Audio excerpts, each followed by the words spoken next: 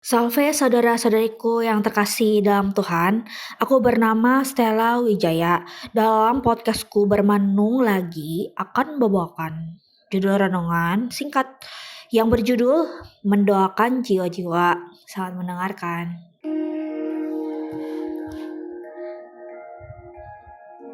Kalau misalnya ada yang nanya, Kak Stella lebih suka diingat orang itu dalam bentuk apa? Maksudnya sebagai apa? Ya. Maksudnya bukan dalam bentuk penampakan. Maksudnya aku kan sebagai pendoa juga dan pertapa juga dan juga penyanyi. Maksudnya suka nyanyi lagu rohani yang cover. Aku sebenarnya nggak nyiptain lagu juga. Dan aku suka nulis renungan rohani. Dan juga kegiatan aku sehari-harinya sebagai ibu rumah tangga gitu ya. Dan pengajar, guru les. Aku paling suka disebut guru atau pendoa atau apa. Sebenarnya aku paling hobi tuh nyanyi.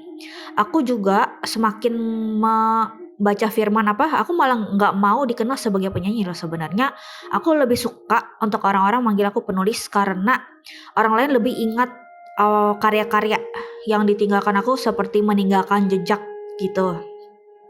Untuk manusianya di dunia nyata juga. Kalau misalnya aku suka khotbah, latihan khotbah dalam bahasa Mandarin, bahasa Inggris, campur-campur bahasa Indonesia gitu. Yang aku khotbahin itu ke segala makhluk juga yang ngedengerin sebenarnya. Aku pun teringat dengan kesukaan aku juga sangat amat menikmati mendoakan jiwa-jiwa. Karena sebenarnya nih ya, ini sangat penting sekali untuk kita ketahui. Kalau soal keselamatan jiwa-jiwa itu sangat amat serius, merupakan hal yang amat serius dalam perebutan satu jiwa itu. Satu jiwa begitu bernilai, Tuhan Yesusnya mau nyelamatin, roh jahatnya mau ngebahayain. Jadi bagaimana, sejauh mana manusia-manusia kita yang masih hidup ini menyelamatkan dengan cara mendoakan. Kalau misalnya ada yang nanya, Kak Stella gimana cara untuk mendoakan jiwa-jiwa itu? Kalau misalnya gereja Katolik sendiri ya, sangat amat menyediakan cara sakramen, misalnya kan sakramen Ekaristi. Sebelumnya itu ada wujud doa yang bisa kita ucapkan dalam intensi. Kalau misalnya aku kan sebagai mempelai Allah itu dalam hati mengucapkan doa intensi sebelum misa ya, sakramen Ekaristi itu dalam hati. Sebelum misa itu aku ucapkan dan Tuhan langsung dengar juga. Tapi kan aku sendirian. Kalau misalnya narik jiwa itu berat sekali karena ada efek-efeknya. Kalau misalnya istilah dalam peperangan rohaninya itu tarikan. Jadi kalau misalnya nggak kuat-kuat juga takutnya ke bawah. Maksudnya rasa-rasa nggak nyaman apa gimana. Bukan salah jiwanya ya, bukan salah doanya. Tetapi emang dasarnya ada hukum di dunia roh lah gitu ya, yang bisa dimengerti orang. Kalau misalnya pendoa tahu deh, lebih ngerti.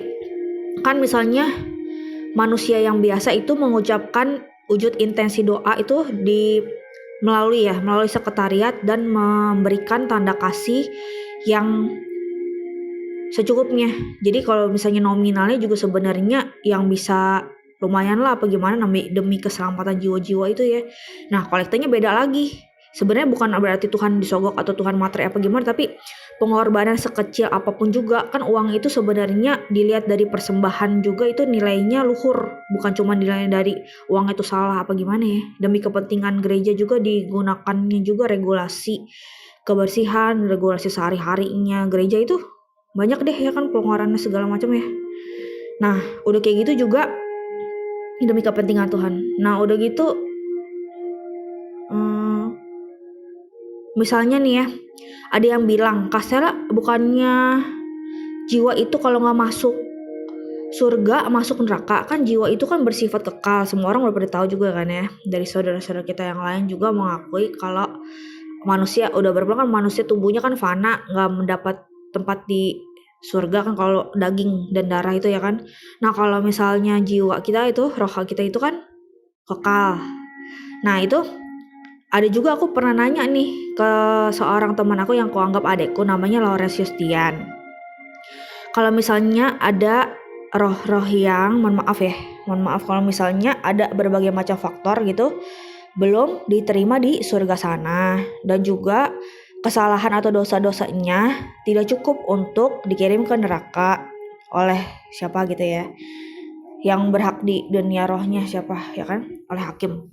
Nah kalau misalnya seperti itu, mereka masih berhubungan dengan komunikasi misalnya gitu dengan dunia manusia di dunia nyata ini, jadinya masih belum tenang, dalam artian belum damai gitu jiwanya. Sampai di situ pernyataannya, titik ya. Nah ini ungkapan pembicaraan aku lagi nih. Tadi pembicaraannya dia sampai situ. Aku pun jadi terbeban sekali sebagai mempelai Allah untuk berjuang bagi keselamatan jiwa-jiwa. Bagaimana kalau misalnya manusianya ini ya, yang masih pada hidupnya segala belum pada sadar gitu ya. Ada banyak yang udah tergugah untuk mendoakan jiwa-jiwa gitu misalnya, caranya itu tapi masih bingung.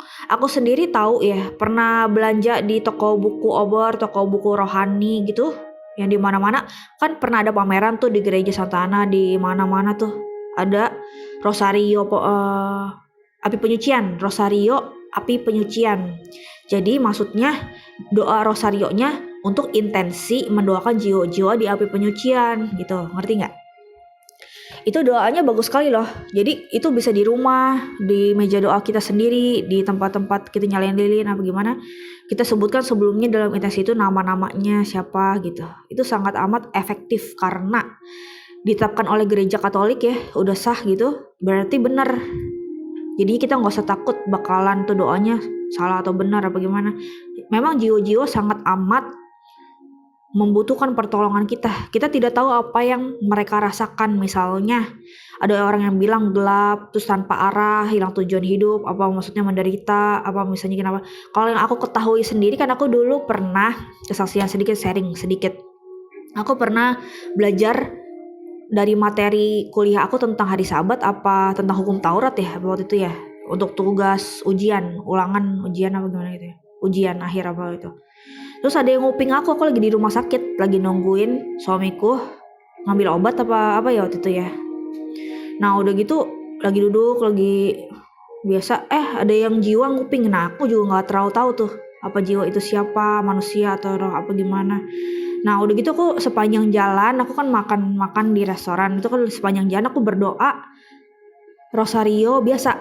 Nah itu aku jadi disingkapkan juga terhadap keadaan jiwa-jiwa, mohon maaf yang ada roh jiwa, nggak selalu di rumah sakit apa gimana ya, maksudnya bukan dari nama baik rumah sakitnya apa gimana, namanya juga roh di mana-mana, ada di mana ya.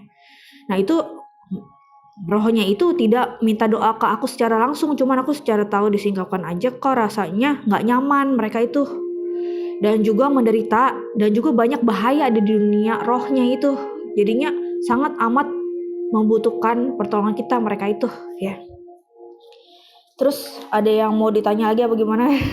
Pelajari dari sumber-sumber terpercaya, jangan mengandalkan aku manusianya juga apa gimana, masih perlu belajar banyak ya. Tapi kalau misalnya aku berbicara seperti ini bisa dipertanggungjawabkan kebenarannya gitu. Kalau misalnya tanya lagi ke pendoa yang benar-benar kredibel, pasti pada tahu deh kayak gimana kebenaran di dunia roh itu. Nah udah gitu kalau misalnya jiwa ya udah masuk surga gitu ya, misalnya ada pesan-pesan atau misalnya mau mengunjungi, mau kangen gitu ya, misalnya ngobrol sama keturunannya, istrinya, atau misalnya anaknya, kerabatnya gitu ya, itu bisa mereka berkunjung lewat mimpi. Ada yang orang bilang gitu ya, misalnya lewat mimpi apa gimana, ditepis aja dalam nama Tuhan Yesus pergi, ditengking apa gimana. Tapi sebenarnya mimpi itu kan bisa jadi benar, bisa jadi nggak benar juga sebenarnya. Tapi kalau misalnya ada tanda-tanda khusus, pesan-pesannya itu benar, dan orangnya kita tahu juga, kita seperti bertemu dengan figur mereka ini benar, misalnya belum lama meninggal, dalam berapa harinya, 100 harinya, apa berapa harinya, ada tanda-tanda tuh.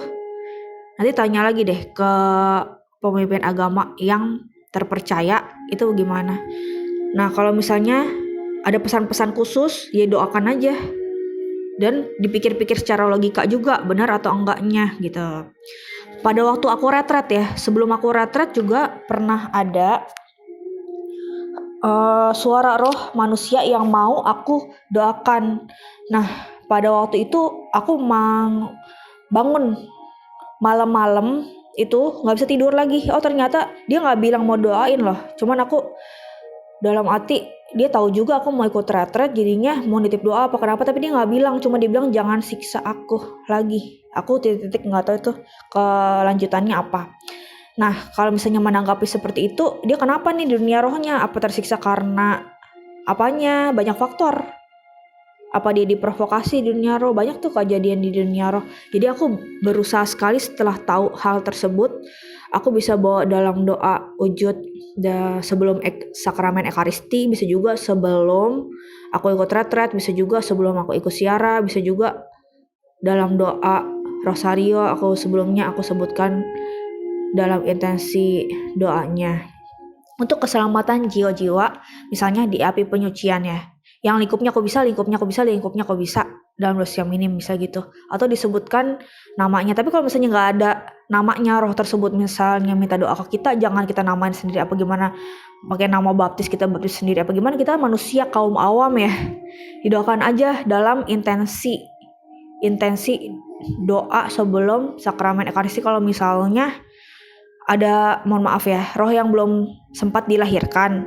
Nah itu misalnya orang tuanya ngasih nama baptis ke rohnya itu tersebut, jiwanya ya, nggak apa-apa sebenarnya. Terus udah gitu didoakan dalam intensi misa. Kalau misalnya kita nggak kenal ada siapa, kita yang namain sendiri, apalagi takutnya beresiko ya kalau kayak gitu begitu, ntar jadinya malahan takutnya dibelokin nama yang jahat apa gimana gitu.